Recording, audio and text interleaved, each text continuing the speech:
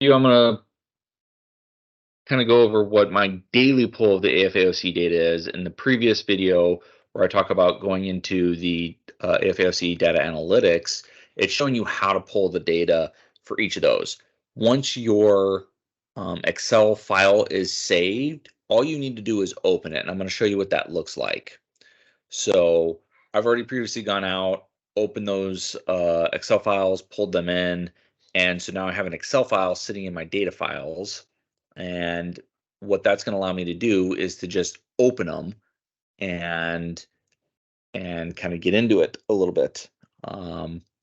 So we'll show you what that looks like. So if I share my screen. So here we're looking at my data files. Now I have them named kind of goofy because I pulled, for example, I've got two different travel documents. I've got my travel documents that I pulled, which are from my two O bands, 6234 and 6235. But I also have another one for my MPA tours, which I use the 19th Air Force's O band, and I limit it to the ESP codes that we at the 340th use. I have general status of funds. I've got an open document, and then the two travel documents uh, for all of our travel. So what does that look like when we open it? So I actually have them on a quick list here. So all I'm going to do is I'm going to literally just click on each one of these and open them. So open documents, status of funds, MPA status of funds, and then my two travel. Again, the MPA is using 19th Air Force's data to pull that and see what's going on. So again, Excel on a government computer is always wonderful. So we just take a moment, sit back. If you're like me, I've put a coffee pot in my office, so this is when I get up, go get a cup of coffee, enjoy my morning a little bit. This is also a good point to catch up on any reading, because Excel takes a while to open. If you have not opened this file in a while, or about once a week, for me, it's usually on Tuesdays, Excel will open up and ask me to re-verify my credentials. So we'll see if that happens today. I like this because you kind of watch it and you just see if it updates by date. We should see it update as of Friday. I'll just wait around for a moment.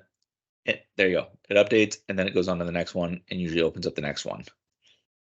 And that's why I click them all at once. It's a little bit slower in a sense of it takes a while for it to open, but it does the updates automatically. And I just have to sit here. Again, this is when I go get a cup of coffee, maybe bust out some push-ups, or do something somewhat entertaining. The key is you got to hit save. So I just go through then and save. They're all, some of them are big data files, so it takes them a moment to save, but you save and X out. So again, updated, closed out, saves, close,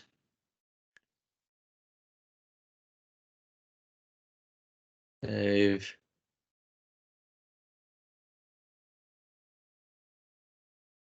and close, and save,